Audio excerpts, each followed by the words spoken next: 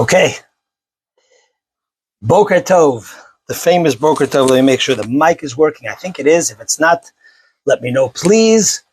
Boker Tov, really look forward to our time together that we could sit and learn over here on a Sunday morning. And as we always do, we start with a mitzvah. Let's start with a mitzvah, the mitzvah of tzedakah, so that we do a mitzvah, which is important on its own right. And of course, we draw down blessings into our class today that we should be successful in conveying a positive message, a holy message, etc., etc. Okay, so we also always begin with a bracha, with a blessing. So let's do that. Baruch atah Adonai Eloheinu melech haolam she'hakol nihya b'dvarei. Yeah. So, today's class, which as you can see the title, I don't know if I'm brave, I don't know if I'm stupid, both, neither. Of course, as I always say, my main objective is to teach Torah. And that's basically the only objective. And to take Torah's message and apply it to life, to our life. So in today's question, I asked about dreaming. One of the most famous lines regarding dreaming in our sort of world, our history, our time on this earth was the famous line by Martin Luther King Jr., who said, "I have a dream." To dream, in a sense, means to be alive. A person who has no dreams, and I don't mean dreams in the most literal sense, where you have dreams of whatever it is at night, but I mean a dream, a vision, something beyond the normal day-to-day life is one of the signs that you're alive. A person who doesn't dream, who doesn't think about something beyond of just the box that he's living in, or she is living in, you might argue is not alive. On the other hand, and by the way, I do want to give credit. Today's class, a large part of it is based on a class given in Hebrew by Rabbi Shabtai Slavatitsky, wonderful lecturer and scholar. So that's what the class is based on. I want to give credit for that. Back to the subject over here. So to dream is part of what is being alive. A person who has dreams, who has visions, is a person who's alive. A person with no dreams just wakes up in the morning, does their thing without any dream or vision beyond the day-to-day, is almost not living. I used to have a teacher, I've said this in the past, who used to ask us, challenge us, are you alive or are you just not dead? You just weren't hit by a truck today. Or are you alive? That's on the one hand. On the other hand, you have sometimes a person who's a dreamer is mocked. We find this even in the Torah with the 12 tribes. When Joseph comes, his brothers sort of mock him and say, Hinei bala chalomot bo. Here's the master of the dreams, like some fantasy, some guy who lives in some, sadly, I don't want to give away any names or anything like that. Sadly, this past week, we had to deal with an individual, tragically, a psychotic breakdown. The person envisioned or had these grandiose visions, which were like totally ridiculous and crazy and almost dangerous and harmful. So, that was unhealthy. So the question over here is, and the objective of the question is to learn some Torah, of course, as mentioned, is dreaming good, not good. What is a proper dream? What is a unhealthy dream, etc. So, and of course, we asked the question, And we're going to get back to it. In the title, did Martin Luther King Jr.'s dream materialize? And that's in today's climate, that's a sensitive question, and we'll address it not so much because I want to address the issue unto itself. This is not a social science class or a discussion of the American state of politics and race and so on. But really, I want to, and as usually, I try to glean and stick more to the positive where possible, and give us some lessons in life and how to understand the parsha that we just read. So bear with me, and I think we're going to have, and with God's help, we'll be blessed to articulate this properly, a meaningful class and some meaningful lessons. And this also touches on the concept of jealousy, as we'll get to this in a moment. So to give you an introduction, this past week we read about the story of Korach and Korach's rebellion against Moses. Korach in the desert. Moses was leading the Jewish people after performing all these miracles, the 10 plagues and bringing manna from heaven and the splitting of the sea. And yet we find that his very own first cousin, by the name of Korach, led a rebellion against Moses. Often being in the rabbinical world, it's only normal and understandable that some people agree with you and some people disagree with you, and that's normal and natural. And sometimes it could be to a degree that it gets maybe a little, that it becomes a little passionate, and so on. So I a lot of times find encouragement from this week's portion, not to compare to myself to Moses, but on the contrary, if Moses, the greatest of all leaders and the greatest of all prophets, had a Korach, then that should comfort us, that when we have perhaps somebody who's giving us a little bit of a hard time, that not to despair, etc., not to take it even personal as much as possible, and just do the right thing. So that's just on a side note. But let's look inside over here, the story of Korach. So Korach led a rebellion against Moshe Rabbeinu. This is Parshat, here we go, Parshas Korach. I'm not going to read the entire portion, but just what it pertains to our discussion. So one of the things Korach said to Moshe Rabbeinu, he said the following words, Madua tisnasu al kahal Hashem. These are the words of the Holy Bible, the Holy Torah. So he says like this, Vayikoalo al Moshe, Va'al Aaron, Vayomar aleim. They said to them, they said, Vayomar Rav lochem, ki chol ha'eda kulam kedoshim. They ganged up on Moses and Aaron and said to them, you've made yourselves too important, for the entire congregation are all holy. In other words, we all were there at Mount Sinai. We all witnessed Mount Sinai. So why have you made yourselves elite over God's assembly? Madua tisnasu, famous words. Madua tisnasu al kal Hashem. Why do you make yourself elite on God's assembly? Moshe responded, there's words in between, but I'm skipping to verse 7. Moshe says like this, what will happen is the man whom God chooses will live, he is the only one. And then he says the following line. In Hebrew, the line is like this, Rav lochem bnei Levi.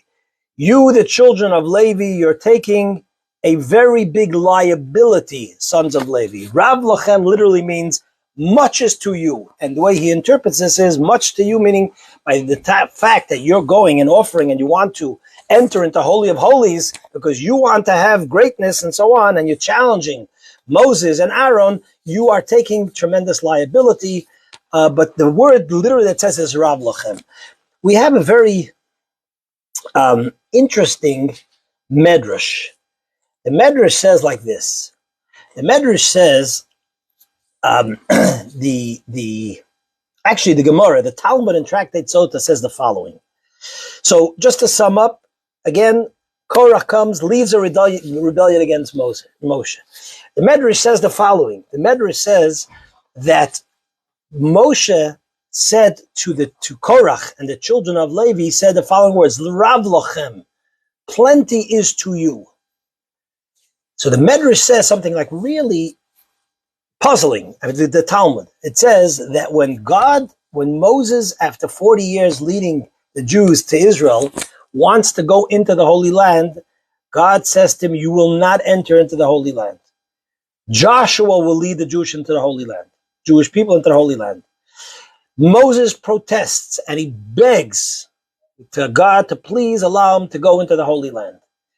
God refuses. And that's a story and a commentary that we could discuss on its own. However, as the Talmud says, just as Moses said to Korach, Rav lochem b'nei Levi, he used the term Rav, much, or too much to you, or much you, the children of Levi, had, God uses the same term and says to Moses, Rav loch, much is to you, plenty, altosab, do not ask me anymore to go into the Holy Land.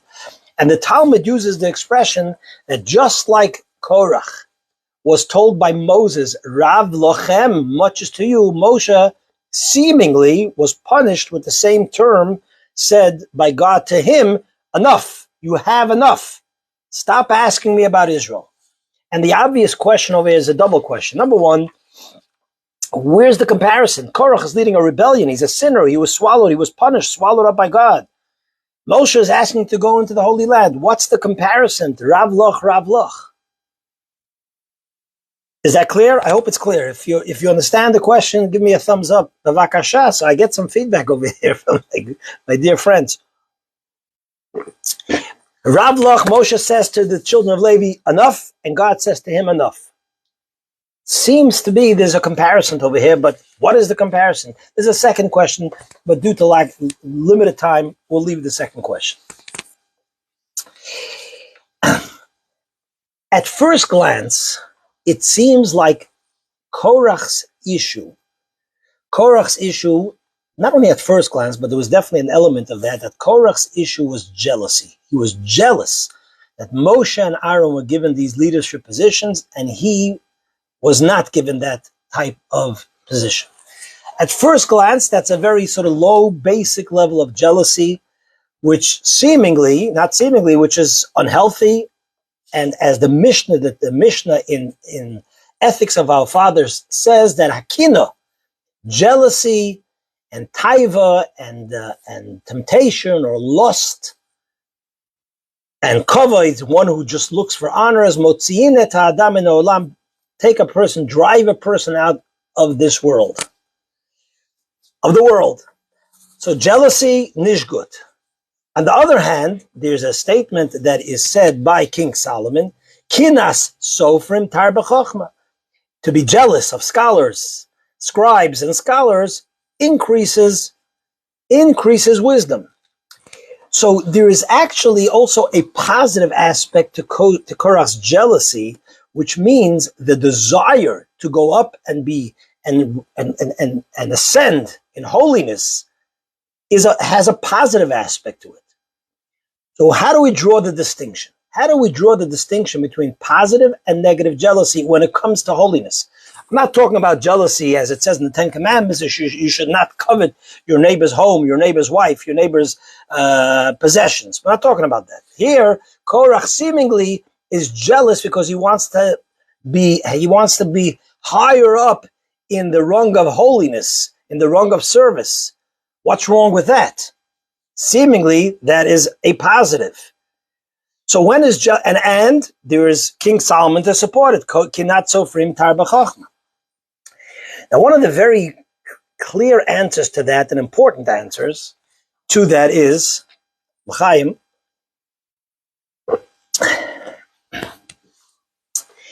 I will preface this with a known story. I think you know that. I think you might have. Many of you might have heard the story. The story is even quoted in English writings, which is that Reb Zusha of Anapoli was a famous student of the Mizritcha Maggid. Reb Zusha of Anapoli said the following. What did he say? He said like this. He said that when I'm going to go up to heaven after 120, known saying, he said, they're not going to ask me why I wasn't Avram Avinu. They're not going to ask me why I wasn't Moses. You know what they're going to ask me? They're going to ask me why I wasn't the best Zusha, why I wasn't the best version of myself. In other words,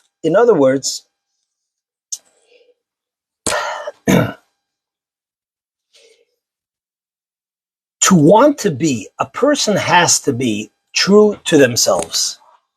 They have to be true to themselves. They have to accept and know very, very thoroughly who they are. And I don't mean this in a negative sense, which has somehow crept in today's culture and generation, which means I could do whatever I want. Don't ask me to change. If I have desires and temptations and mishigasan in my head, just let me be who I am, because this is who I am, and I'm finished. Because that's an animal. That's an animal. That's not a human being. A human being is expected to grow spiritually, to grow positively, to grow in holiness and in goodness, to develop. A human being is not expected to just accept what their base nature is. That's an animal. A human being is expected to improve their nature, to overcome their temptations, to overcome their drives. Just because someone comes and says, I have a drive or a nature, or Allah says it to themselves, doesn't mean, go ahead, just give in to it, because that's who you are. Be true to yourself. No, that's not what true to yourself means. True to yourself means that you truly assess who you are, you assess your potential, and you ask yourself, what can I do to be my best Zusha? When jealousy, that kind of jealousy, meaning when you see somebody else being their best self, and you say, okay, how could I be my best self? That's a healthy jealousy. When you say to yourself, how could I be somebody else? That's an unhealthy jealousy. The situation you find, there's a known interpretation with regards to Jacob, to Yaakov, a beautiful insight. With regards to Jacob, our forefather, Yaakov Avinu, after he has to run away from his brother Esau who wants to kill him, the third of the forefathers. I'm assuming that when you're listening to this class that you know the basic biblical narrative, the basic biblical story. If not, you could look it up. It's available. It's amazing. So Jacob has to run away from his brother. He's left with nothing. He's basically a poor man. He has nothing to his name. He lies down and he has that famous dream where he sees a ladder, and the ladder reaches to heaven, and he sees malachim going up and down.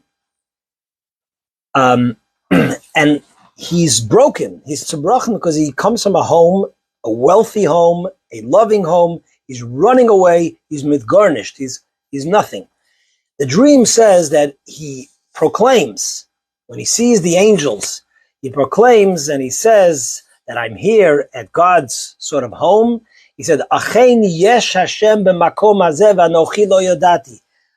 He says, Achein, he proclaims, like a proclamation. Yes, it's true. God is present in this place. And one of the commentary, the simple explanation is he actually chanced upon where the future holy temple will be. And he says, oh, wow, I came here to the house of Hashem.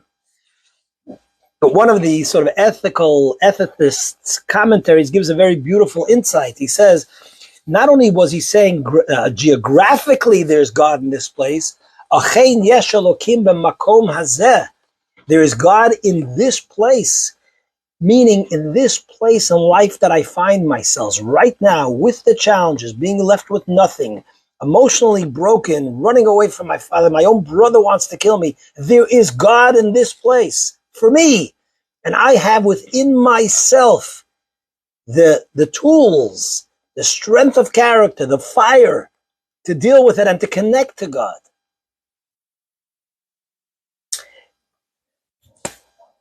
Yesh achein yesh Elokim b'makom hazeh, in this particular place.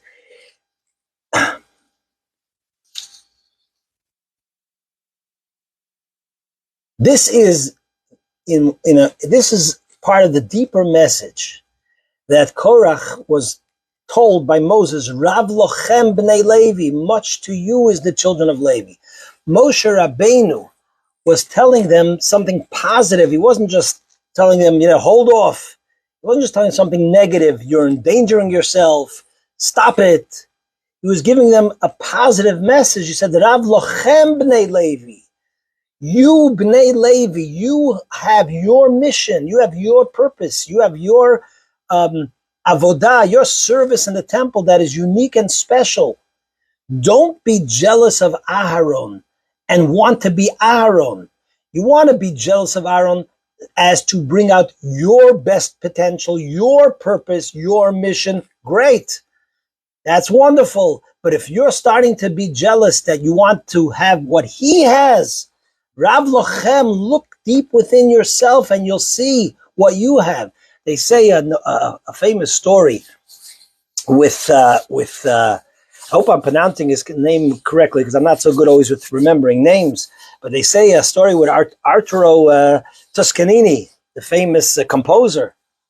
And he says it was a fellow writing a biography about him. He used to come and watch and schmooze with him. One day he says to his biographer that today I don't have the time to get together and schmooze because I want to listen to a concert. And the guy says, fine, I'm not going to interrupt you. I just want to observe. I want to watch how you listen to a concert. It's important to me seeing and writing about you. He said, fine. Okay, so he sees the concert is playing. I think it was on the radio. Concert is playing, and he sees how Toscanini is very sort of engaged, very, very tentative, very focused, and listening very closely. And after the concert, he says to the biographer, says to him, so I see that you were really connected. Did you enjoy the concert? He said, yes, but not completely. He said to him, why not? It was beautiful. It was beautiful, and it was just magnificent. He says, look, he says there was 14 violinists playing, but there was one missing. There was only 13. One of the violinists that was meant to play in this concert was missing. And he was amazed. He says, how did you know that? So he said, and he found out, he actually ascertained that was correct, that there was one missing because the guy called in sick that day. He said, how did you know that? How did you know that there was one violinist missing? So he said to him, I knew because I composed this musical. And I knew exactly what every violinist needs to do and how they add to the beauty of the musical, of the concert. That one violinist was missing. I picked it up. I knew. We all have our individual part that we need to add to this beautiful world creation. But we have to be the Zusha that we have to be. I want to take this now to but I want to move on to another thought, and this has to do with dreams, because there's another explanation, and this is all interconnected, to what Korach, to what Korach had in mind, and this gets back a little bit more to our original question. Every part of Torah has many different facets. In fact, there says there's Shivim Panim La Torah. There are 70 facets to the Torah. There is an explanation that Korach envisioned when he came to Moshe Rabbeinu and he said the entire nation is holy. He was actually envisioning the future, where the prophets tell us the words that Latid Lavo, when the Messiah, when Mashiach comes, we will not have to learn from each other. Lo yulamdu od ish et re'ehu, one will not teach the other. Why? Ki kulam yedu oti, because all will know me. All will be so connected to HaKadosh Baruch Hu, to holiness, to godliness, to goodness, as the prophet promises that Ruach HaTumah avir min haaretz, the spirit of impurity, I will remove from the land. So therefore, all will be at the highest level of holiness. And Korach, on a deeper, subtle level, was making this argument to Moshe Rabbeinu, to Moses. And he said to him, let's bring that era. I have a dream. I have a dream, said Korach. I have a vision. I have a dream that I want to bring that era of utopia into the world right now. What was the problem? Moshe Rabbeinu said it's all fine and good, but your dream is not, the world is not ready for your dream now. It's not ready for your dream now. So he said to him, Rav Lochem, much is to you. You're asking for something that is too great. It's beautiful. It's wonderful. One day it's going to happen. But right now, your dream is a fantasy. Why? Because it's not meant to be right now. And now we understand more beautifully why God said to Moshe Rabbeinu, you want to go into the Holy Land.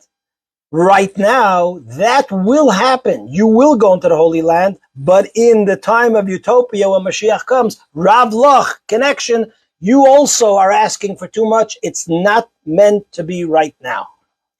In other words, there are times when dreams are a fantasy or not meant to be right now, but the way the Talmud uses this language of comparing Moses to Korach, it almost indicates that Moses was wrong in his response to Korach. But why so? Seemingly he answered him correctly. And here is another key explanation, a key point of how we deal with a dream. Because the answer is not to dream. The answer is that even if we have a dream, or our children have a dream, or our loved ones have dreams, is not to shut it down, even if it seemingly is totally unrealistic. The real way to go with that is to find a way to connect that dream to a reality that can be done now, rather than to shut it down. To dream, to hope, is to be alive.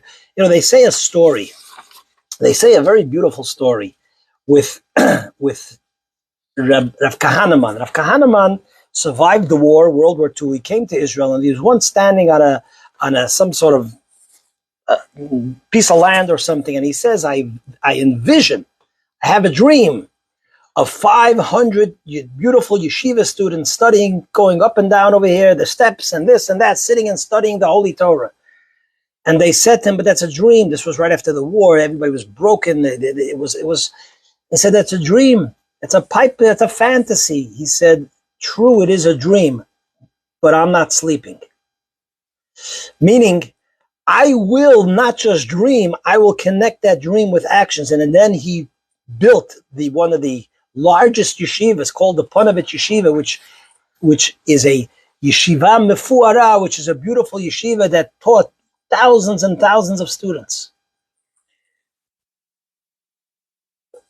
So here, I want to sort of bring this home a little bit and even discuss the sort of the Martin Luther King question, which I bring in here to bolster our point and a message that we could bring to hopefully improve both ourselves and our kinderlach, and so on and so forth.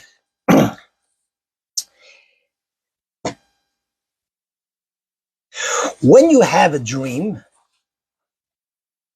if the dream is driven by jealousy of somebody else, no good. That's motzi et adam min ha'olam. That will destroy you, because you will not be able to attain that dream, and that which you're meant to do will not be done. You will not put an effort and energy into what you're supposed to do, because you are fantasizing or being jealous and trying to achieve something that is not yours and not meant for you.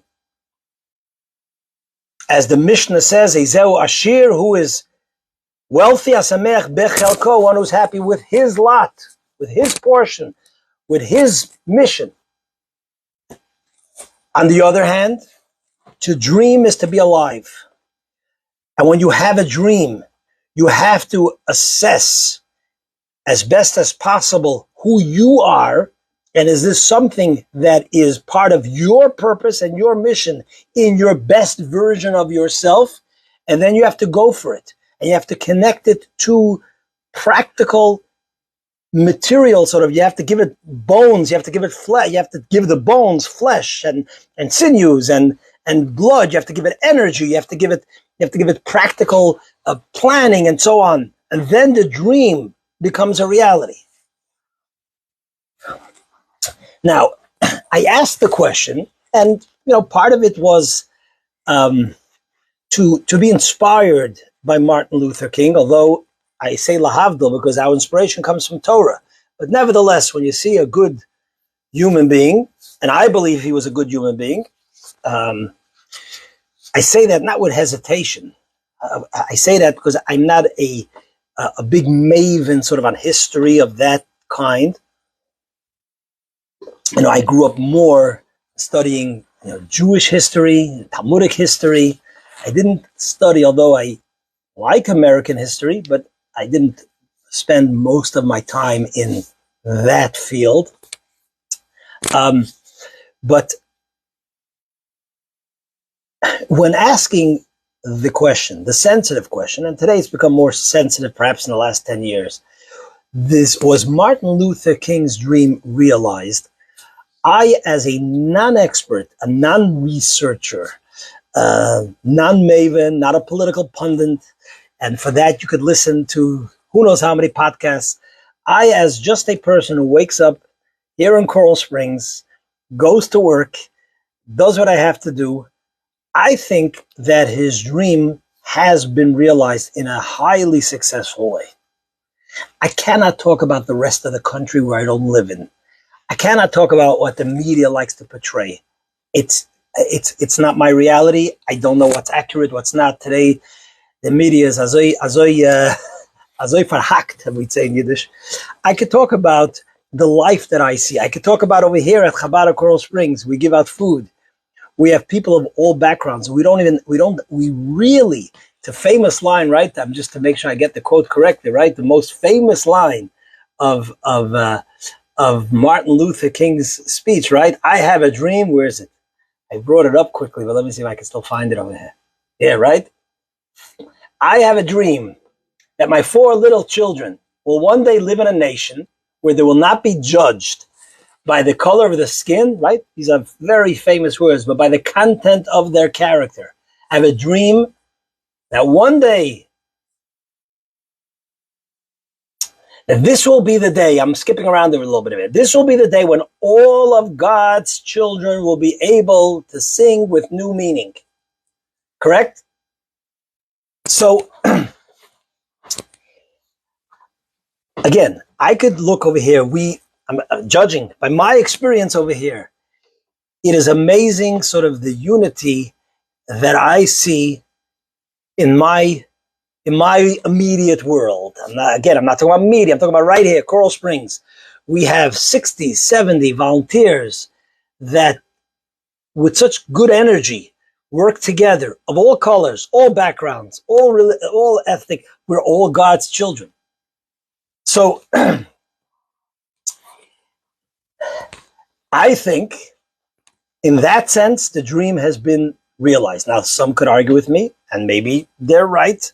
I'm talking from my experience. And why do I think his dream has been realized? Based on my local observation. Why do I think it's been realized? Because I believe that his message that we are all God's children is the core truth, and core truth has to have success. So when you're jealous and you want to be somebody else, that's a falsehood. That falsehood will not be realized. You're going to be miserable.